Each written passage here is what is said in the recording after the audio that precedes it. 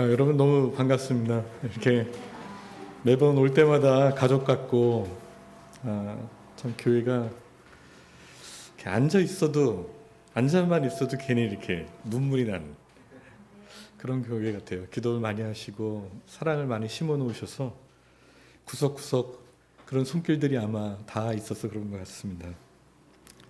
다시 초대해 주셔서 너무 감사하고요. 함께 말씀으로 교제했으면 좋겠습니다. 제가 10살 때 저희 할머님이 회심을 하셨어요. 그전에는 이제 어머님을 무척이나 핍박을 하셨었는데 그 할머님 회심을 저희 할머님이 원래 가지고 있던 종교는 불교도 아니고 샤머니즘도 아니고 그게 적절하게 혼합된 그런 종교를 가지고 계시다가 이제 기독교인이 되셨죠. 그런데 그 할머님이 이제 회심을 하시면서 집안에 많은 변화가 일어났습니다. 그 중에 하나가 뭐였냐 하면 가정 예배를 드리기 시작한 거예요. 매일. 근데 저하고 제 남동생이 하나 있는데 그 2살 차이. 그 시간이 너무 괴로운 거예요. 특별히 더 괴로웠던 게 뭐냐면 할머님은 어떤 찬양을 부르시든지 간에 곡조가 똑같아요. 가사만 바뀌는 거예요. 항상 곡조는 똑같은. 제 동생이랑 저는 그걸 정말 듣기가 어려워서 그랬던 적이 있습니다. 근데 이제 예배를 빠지고 싶어도 저희 어머님은 이제 꼭 참석하도록 엄하게 하셨기 때문에 예배에 이제 참석을 했었죠. 그리고 예배가 곤욕스러웠던 또 한 가지 이유가 있는데 그거는 성경을 읽을 때였는데 특히 어떤 구절들이냐면 그 창세기나 마태복음에 나오는 족보 읽을 때나 아니면 이제 뭐 출애굽기나 신명기에 나오는 율법 그리고 희생 제사 제도에 대한 것들 설명하는 것들 있잖아요. 그거 읽을 때는 거의 뭐 죽음 같았습니다. 그냥 읽다가 잠이 들기도 하고 그래서 그게 참 쉽지 않았습니다. 근데 오늘 우리가 읽은 본문이 아마 그 3번째 카테고리에 들어가는 그런 본문 중에 하나가 아닐까 싶습니다. 긴 안부인데요. 그래서 우리가 이게 뭐 족보나 율법 혹은 제사에 대한 설명보다는 덜하지만 굉장히 보링한 아주 그냥 그 재미없는 그런 구절 중에 하나라고 저는 생각을 했었습니다. 근데 제가 이 구절들을 깊이 생각하는 가운데요. 오늘 이 본문 말씀이 어쩌면 가장 인간적이면서도 초기 교회를 이해하는 데 너무 중요한 그런 통찰을 제공하는 그러한 장이라는 16장이 그런 장이라는 생각이 제가 들었습니다. 굉장히 불필요할 것 같이 보이지만 사실은 우리 기대를 넘어서 있는 것들이 이 장을 통해서 굉장히 많이 나오게 된다는 것을 보게 된다는 것이죠. 제가 이 로마서 16장을 자세히 읽어보면은 초기 기독교가, 초기 교회가 어떠했는지를 이렇게 보여주는 스냅샷 같습니다. 5절에서 10절, 5절 하고요. 10절에서 11절, 그리고 14절, 15절을 보시면요. 적어도 5개의 가정교회가 있었음을 저희가 알 수 있습니다. 5개의 가정교회가 있었던 거죠. 그러니까 로마 교회가 이제 작은 가정교회들로 구성된 하나의 지역교회였다는 것을 저희가 알 수 있게 됩니다. 그런 힌트를 저희가 얻게 되는 것이죠. 또한 이 바울은요, 시간을 들여서 이 24명의 이름, 그리고 한 명의 그러니까 이름을 모르는 한 사람을 언급하면서요, 그 로마 교회의 리더십을 구성하고 있었던 사람들, 그 사람들이 어떤 사람들인가를 우리에게 알려줍니다. 24명의 이름이고요. 이름을 모르는 한 사람. 그러니까 다 하면 25명을 언급을 하는 거예요. 그 로마 교회의 어떤 리더였던 것이죠. 근데 제가 정말 흥미롭게 보는 것은 이 많은 여성들의 이름들이 나온다는 거예요.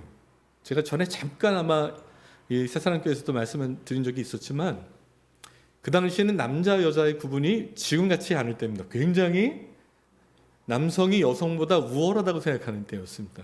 그렇죠? 근데 그런 때에 여성 리더십들의 이름이 많이 나온다는 것은 굉장히 놀라운 일이에요. 당시의 사회나 문화가 가지고 있던 가치관을 깨고 있다는 것이죠. 거기 이름들을 한번 보시면요. 베베, 마리아, 브리스가, 유니아, 드루보사, 버시, 드루베나, 루포의 어머니, 네레오의 자매, 율리아, 오른바. 굉장히 많이 나오죠. 이분들이 다 여성 리더십이었던 사람들입니다. 그래서 이런 어떤 그 신실한 리더들의 이름을, 여성 리더십들의 이름을, 그리고 단순히 리더일 뿐만 아니라 베베 같은 사람은 사도라고도 불리는데요. 그런 사람들의 이름을 언급하면서요, 이런 강력한 도시인 로마 안에서, 그렇죠? 뭔가 좀 대비되는 것 같잖아요. 굉장히 약한 존재로 구분되는 여성들의 이름을 부르면서 그 사람들이 우리 교회의 리더라고 얘기하는 것은 너무너무 세상과 다른 거예요. 한번 생각해 보세요. 로마 황제가 가지고 있는 그 위엄, 로마 도시에 높이 서 있는 로마 황제의 그 위엄과 남성으로서의, 그런데 이 교회를 대표하는, 이 그룹을 대표하는 사람들이 굉장히 연약해 보이는 여성들의 이름을 가지고 지금 우리의 대표자는, 우리의 리더는 여성들이다, 이 얘기를 하고 있는 겁니다. 그래서 세상을 전복시키는 메시지인 겁니다. 지금 여성들의 이름을 언급하고 있는 것, 여성들의 리더들의 이름을 언급하고 있다는 것은 세상이 가지고 있는 가치관들을 지금 전복시키고 있다는 것입니다. 영어로는 upside down이라고 했는데요. 뒤집어 엎는다는 것입니다. 사람들이 사고하고 있는 그런 것들을 깨뜨려 버리는 그 이야기를 하고 있는 것이죠. 지금에 와서는 그게 그렇게 급진적으로 보이지 않습니다. 그러나 그 당시에는 이건 엄청난 일이었던 것이죠. 그리고서 이 리더들을 이 세워진 교회, 로마 안에 세워진 그 교회의 중요한 기둥들로 확실하게 인정해주는 그런 장면인 것이죠. 놀랍지 않습니까? 여성들이 로마 교회, 주로 어느 조직 그러면 남성들, 장군들, 힘 있는 자들, 정치가들, 유력한 자들이 그 그룹의 기둥이 되는데, 그게 아니라 굉장히 연약한 자들로 간주됐던 여성들이 바로 이 교회의 기둥이라고 이야기하고 있는 것이죠.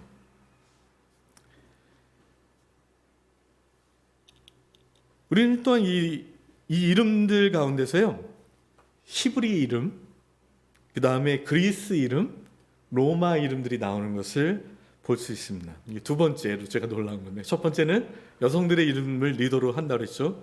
두 번째는 이 리더십 이름들 가운데 히브리 이름, 그리스 이름, 로마 사람들의 이름들이 나온다는 것입니다. 굉장히 특이하죠. 이것을 통해서 저희가 알 수 있는 것은 로마 교회가 다양한 민족과 문화에서 나온 사람들로 구성되었다는 것을 알 수 있다는 것입니다. 그렇죠? 그러니까 예를 들면 박창규라는 이름과 또 영어 케빈 리 이런 얘기가 하나 나오고, 또 어떤 사람들은 라틴 이름이 나오는 거예요. 훌리오 이런 식으로, 이런 다양한 이름을, 다양한 문화를 가진 민족과 그룹들이 나온다는 것이죠. 제가 전에 잠깐 말씀드렸지만 제가 살고 있는 LA에는 언어 그룹이, 기억하시는지 모르겠어요. 언어 그룹이 150개에서 220개까지 학자들마다 좀 다르긴 하지만 보고 있습니다. 정말 다양한 그룹의 사람들이 살고 있는 거잖아요. 밖에서는 영어를 쓰지만 집에 들어오면 자기네 언어를 사용하는 사람들이 그렇게 많다는 것입니다. 그러니까 아마 로마도 그 당시에 굉장히 다양한 그룹사의 사람들이 모여 살고 있었던 것 같습니다. 그런 사람들로 구성되어 있는 거죠. 재밌는 건요, 이민교회를 가면 한국교회뿐만이 아니에요. 다 자기 민족끼리만 모여 있어요. 그 많은 사람들이 150개가 넘는, 220개가 넘는 언어 그룹 사람들이 살고 있는데도 가면은 한국 사람들끼리만, 일본 사람들, 중국 사람들끼리만 모인다는 거죠.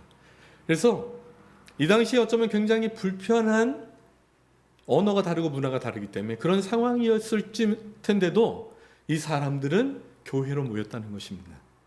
그러니까 교회는 불편한 곳이에요, 사실은. 왜냐하면 벽을 넘어가게 하기 때문에 그렇습니다. 단순히 언어나 민족뿐만 아니라 우리가 가지고 있는 성격의 차이들, 그렇죠? 젠더의 차이들, 너무나 많은 다양한 사람들이 우리 안에 같이 살고 있는 것이거든요. 그래서 교회는 어쩌면 불편한 곳이 되어야 할지도 모릅니다. 주일날 올 때마다 벽을 넘어가야 했기 때문이죠. 그렇죠? 주일날 편안하고 위로만 얻으러 오는 것이 아니라 주일날 정말 다른 그룹의 사람들이 모여서 불편함을 감수하고 성령 안에서 하나가 되는 경험을, 벽을 넘어가는 경험을 매 주마다 할 수 있다면 우리가 세상에 나가서 못 넘어갈 벽은 없어질 것입니다. 그래서 교회가 너무 중요한 것이죠. 지금 우리가 이 로마 교회 안에서 그러한 다양한 민족과 문화에서 나온 사람들이 하나가 되어가는 것들을 볼 수 있다는 것입니다. 그리고 세 번째로는요, 거기에 더해서 로마 교회에 존재했던 다양한 사회 계층을 저희가 볼 수 있게 됩니다. 보면요, 암블리아, 우르바노, 스타구 이런 이름이 나오는데요, 이 이름들은 노예의 이름이었습니다. 이 사람들이 리더인 거예요. 노예였던 사람들이 교회의 리더가 되어 있는 거예요. 아까 제가 여성들이 하는 게 얼마나 전복적인지 말씀드렸죠. 뒤집어 엎는 거라고, 세상의 가치관을.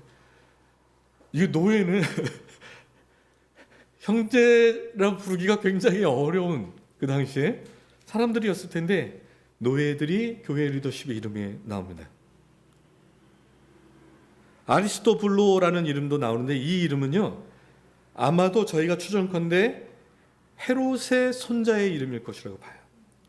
왕족일 가능성이 높다는 것입니다. 무슨 말씀인지 이해가시겠죠? 노예였던 사람들과 왕족이 지금 하나의 리더십 그룹에 들어가 있는 겁니다. 한 교회를 이루고 있는 것이죠. 여러분, 세상에 이것처럼 전복적인 메시지를 던져주는 그런 장면은 없습니다. 말로 전하지 않아도요, 말로 전하지 않아도 하나님의 나라가 어떤 것인지를 그 자체로 세상에게 메시지로 선포하고 있는 겁니다. 이렇게 아름다운 공동체가 있구나, 이렇게 아름다운 사회가 있구나, 세상 사람들이 보고 느끼게 되는 것이죠. 그때의 교회가 정말 메시지가 힘을 얻게 되는 것입니다. 근데 맨날 우리가 사랑한다고 얘기하지만 실제로 이러한 전복적인 가치관을 가지고 일어나지 않으면, 아무리 우리가 메시지를 세상에 하나님이 여러분을 사랑합니다 한다 할지라도 그 메시지가 힘을 잃고 마는 것이죠. 그래서 교회는 세상과 많이 달라야 합니다. 세상과 비슷해지면 그 메시지가 힘을 잃고 말아요. 예언자적, 선지자적 소명이라는 것이 뭐냐면 세상과 다른 하나님의 메시지를 삶으로 드러내는 것, 그게 바로 교회의 공동체라는 것이죠. 그래서 여성의 이름과 남성의 이름이 같이 나오고, 유대인의 이름, 헬라인의 이름, 로마인의 이름이 함께 나오고, 왕족의 이름과 노예의 이름이 함께 나오는 이 그림을 보면서 여러분들은 어떤 생각이 드시나요? 어떤 생각이 드시나요? 바울이 굉장히 의도적으로 지금 이름들을 부르고 있다는 것이죠. 굉장히 지루한이 맞나요? 네. 굉장히 지루한 이름들을 막 나열하면서 인사를 하고 있는데, 사실은 이걸 듣고 있는 사람들은 우리가 듣는 것처럼 지루하게 듣고 있는 것이 아니라 어쩌면 바늘로 콕콕 찌르거나 혹은 한 사람 한 사람 이름 때문에 감동하거나 그러고 있을지도 모른다는 것입니다. 제가 이 14장과 함께 앞에 14장 그리고 15장 이렇게 여러분들이 시간 되시면 한번 읽어보시면 좋겠지만, 시간 관계상 제 14장 15장과 함께 읽어보시면요, 문맥상으로 추정해 보면 바울은 이 사람들의 이름을 부르면서 교회가 직면하고 있었던 갈등 상황을 이야기하고 있는 건지도 모르겠습니다. 여러분들 한번 잘 읽어보세요. 로마 교회는 사실 갈등이 있었던 겁니다.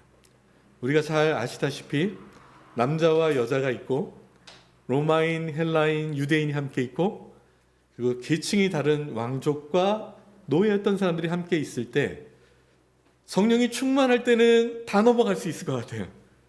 그런데 뭔가 우리가 다운되고 영적으로 지쳐 있거나 어려운 일이 생길 때는 그런 것들을 넘어가기가 굉장히 어려울 때가 있습니다. 그래서 갈등 상황이 일어나고 있는 것 같아요. 그런 상황 속에 어쩌면 남자들이 여성들의 리더십을 인정하지 않고 있는 사람들이 있을 수도 있고, 어쩌면 유대인들이 헬라인이나 로마인 리더십을 인정하지 않을 수 있는 상황이 있을 수도 있고, 어쩌면 왕족이고 잘 배운 사람들이 못 배운 노예들을 인정하지 않을 수도 있는 그런 상황일지 모르겠습니다. 민족 간에, 계층 간에, 그리고 남성 여성의 그런 성적인 가운데, 성별 가운데 어떤 갈라지고 긴장된 그런 분위기가 팽배하고 있었을지도 모르겠습니다. 근데 사도로서 바울은 로마 교회 안에 이러한 다양성을요, 인정해주고 싶었고, 축복해주고 싶었고, 축하해주고 싶었던 것 같습니다. 그래서 일부러 여성들의 이름을 남성과 함께 부르고, 유대인의 이름을 헬라인과 로마인의 이름과 함께 부르고, 그리고 종의 이름을, 노예의 이름을 왕족 이름과 함께 부르고 있는 건지도 모르겠습니다. 그 이름들을 불러줌으로써요, 서로가 서로에게 얼마나 중요한 존재인가를 알게 하고 싶었던 것 같습니다. 상대방 속에 감추어진 가장 귀한 것, 최선의 것, 최상의 것을 뽑아내 주는 것, 보고 그거를 인지하고 끄집어내 주는 것, 우리는 이것을 코이노니아라고 합니다. 이 교제가 여러분 굉장히 무서운 겁니다. 단순히 우리가 생각하는 우리 찻집에 가서 차 마시면서 좋은 이야기 나누다가 집에 돌아가는 것이 교제가 아니라, 성서에서 이야기하고 있는 코이노니아가 어느 정도냐 하면요, 잘 들어보세요. 어떤 신학자가 얘기하기를, 구약에서는 하나님께서 하나님의 백성들을 축복하실 때 땅을 주셨다고요. 근데 신약에 오면 하나님께서 하나님의 신약 백성들을 축복하실 때 뭘 주셨냐면, 뭐라고요? 코이노니아를 주셨다고요. 제가 이 말을 오늘 한국의 상황으로 제가 바꿔보자면요, 이렇게 질문을 던질 수 있을 것 같아요. 여러분들은 강남의 땅을 그냥 주겠다는 것을 선택하시겠습니까? 받으시겠습니까? 아니면 코이노니아를 선택하시겠습니까? 강남 땅. 강남 땅을 받고 나중에 코이노니아를 하겠다. 아주 지혜롭습니다. 근데 그런 선택에 조건은 없습니다. 강남 땅이냐, 코이노니아냐. 코이노니아가 강남 땅보다 훨씬 더 귀하다고 얘기하는. 이게 어느 정도냐면요, 전복시켜버릴 만큼, 사회 전체를 바꿔버릴 만큼 무서운 거라는 거죠. 코이노니아가 실제로 일어나면은 남성과 여성이 분명히 차이가 있다고 생각했고, 여성이 남성에게 복종하고 남성은 여성보다 우월하다고 생각하고 있던 그 세상이 뒤집어지는 것이죠. 코이노니아를 하다 보면, 그렇죠? 저 사람에게 있는 가장 귀한 것을, 최상의 것을 내가 뽑아내는 것, 서로가 그 귀한 보물들을 뽑아내다 보면 종과 왕족이 하나가 되어버릴 만큼, 세상이 뒤집어질 만큼의 놀라운 일이 벌어진다는 것입니다. 민족이 서로 다르고 다른 언어를 사용하던 사람들이 하나가 될 만큼 무서운 일이 벌어진다는 것입니다. 이걸 제일 싫어하는 사람들이 누구일까요? 이걸 제일 싫어하는 사람들이 사회 안에서 권력을 갖고 있는 사람들이에요. 왜냐하면 기존 질서가 뒤바뀌어지기 때문이죠. 그래서 여러분, 기독교인들이 고통을 받은 겁니다. 고난을 당한 겁니다. 핍박을 받은 겁니다. 잘 생각해 보세요. 핍박은 정치적 권력을 가진 사람들로부터 받는 것입니다. 힘이 있기 때문에. 왜 그 사람들이 두려워했을까요? 자기들보다 위에 계신 그리스도의 법이 사회를 다스림을 통해서 기존에 내가 가지고 있던 질서가 무너지는 것을 보기 때문입니다. 나에게 안정감을 주던 그 질서, 남자가 위에 있어야 되고, 그렇죠? 유대인이나 헬라인이나 로마인 중에 하나가 높이 있어야 되고, 왕족이 노예보다 높이 있어야 되는 그런 기존 질서 체제가 무너지는 것 때문에 두려워하는 것이죠. 지금 코이노니아가 일어난다는 일은 얘기는 바로 그런 것입니다. 우리가 우리 안에서 피부색이 아니라 언어를 영어를 잘하고 영어를 못하고 그런 게 아니라 좋은 학교를 나오고 좋지 못한 학교를 나왔다는 그것이 아니라 좋은 직장을 다니고 좋은 직장을 다니지 못한다는 그것이 아니라 그 사람들 각자 안에 있는 최상의 것을 보고 그걸 끄집어내서 우리가 함께 누리기 시작할 때 일어나는 그러한 새로운 사회, 그 뉴 소사이티, 새로운 사회, 새로운 왕국, 새로운 그 나라를, 새로운 질서를 보게 되면 여러분 온 세상은 교회를 보면서 새로운 꿈을 꾸게 된다는 것입니다. 그런데 교회가 만약에 이 일에 실패하게 되면 세상은 볼 수가 없는 거예요. 그 하나님의 나라가 얼마나 전복적인지 얼마나 아름다운지 볼 수가 없는 것입니다. 그래서 저는 교회다운 교회가 세상의 소망이라고 생각합니다. 하나님이 심어 놓으신 것이라고 할 수 있겠습니다. 바울은 이런 것을 볼 수 있었던 것입니다. 로마 교회 안에서요. 야, 너네가 가지고 있는 이 최상의 것을 내가 지금 보고 있다. 다양한 사람들이 모여서 너네가 이루고 있는 것이 얼마나 축하할 일이냐, 축복할 일이냐, 얼마나 감사한 일이냐. 그러면서 코이노니아를 직접 하고 있는 겁니다. 뽑아내고 있는 것이죠. 그러면서 우리가 생각해 보아야 될 것은 제가 다시 14장, 15장으로 가라고 말씀드렸던 게 15장에 보면 바울이 자기 비전을 얘기해요. 그거는 이사야서 66장에 나오는 비전인데요. 그 당시 전 세계라고 생각했던 지중해 연안을 돌면서 그리스도를 따르기로 작정한 하나님의 성령의 첫 열매들을 모아서 예루살렘에 와서 그 성령의 열매들을 하나님께 제물로 드리는 것이 바울의 꿈이었어요. 그렇기 때문에 로마를 거쳐서 어디로 가나요? 스페인으로 가길 원했던 거예요. 그리고 더 지중해 연안을 돌기 원했던 거예요. 그러기 위해서는 로마 교회가 견고히 서야 했어요. 자기를 선교할 수 있도록 밀어주는 그런 서포팅하는 교회가 되기 위해서. 근데 그 로마 교회가 갈등으로 흔들리고 있다면 이런 자기의 비전이 흔들리게 되는 것도 알고 있었던 겁니다. 어떤 이기적인 마음이 아니라 하나님의 나라를 위해서 그랬다는 거죠. 지금 바울은 그 큰 그림 안에서 선교가 코이노니아가 없으면 단순히 예수 믿으라고 전한다고 해서 그 사람들이 나 예수 믿겠다고 얘기를 했다고 해서 선교가 강력하게 일어나는 것이 아니라고 이야기하고 있는 겁니다. 그 당시 처음 3세기 동안에요. 예수가 돌아가시고 모든 학자들이 1세기 학자들이 무슨 얘기를 하냐면 교회의 역사상 가장 선교가 복음이 빠르고 그리고 가장 넓게 확산되었던 것이 언제냐? 바로 이 시기였다고 얘기를 해요.